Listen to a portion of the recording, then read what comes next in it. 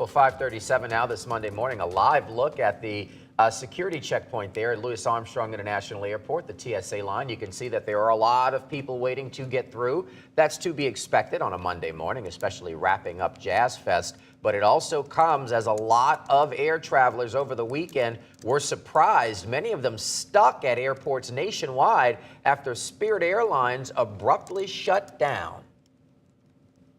Over the weekend, the discount carrier canceled all upcoming flights and customer service no longer available. CBS Bradley Blackburn has more on why the end of Spirit could affect passengers everywhere. Spirit's bright yellow planes hit the brakes for good over the weekend. After a $500 million federal bailout fell through, the airline ran out of cash and canceled all future flights effective immediately. Dang. Now what? Passengers like this man had to scramble to find a new way home. I don't fly very often, so this is not something that I was expecting to run into. Spirit also ended its customer service. Ticket counters were abandoned. In Texas, lost luggage got stuck because there were no employees to help. I've gone down to their office and it's locked up and there's nobody that we could talk to. Spirit Airlines CEO blamed the sudden and sustained rise in fuel prices in recent weeks for Spirit's sudden closure. Nationwide, airlines expect to pay $24 billion more this year in fuel costs due to the war with Iran. We were prepared to make sure that United could step in. United Airlines is just one of the carriers stepping up to help, now offering capped fares for Spirit flyers who need to rebook plans in the next 2 weeks.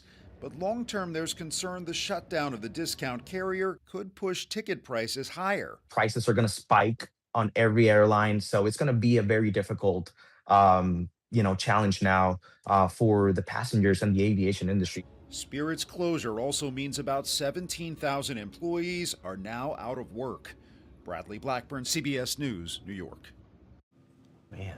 Yeah, at one point, Spirit was worth more than $5 billion on the stock market. Yeah, but the airline also declared bankruptcy not once but twice. There was also a proposed merger with JetBlue, but the Biden administration rejected that back in 2024. But again, the other thing is if you've got a flight from Spirit and you're trying to figure out where to get around, I guess you say other air carriers are stepping in. Yeah, we'll talk about it coming up in this morning's Money Moment at 6 o'clock. But they're almost every single airline, even some launching a webpage like United and Southwest where you can get help. And they're offering what they're calling rescue fares for those who do have a ticket with Spirit Airlines. So we'll break down each carrier so you can decide which one would be best for you and save you a little money. Yeah, very useful information. That's for sure. Headache, yeah. Goodness.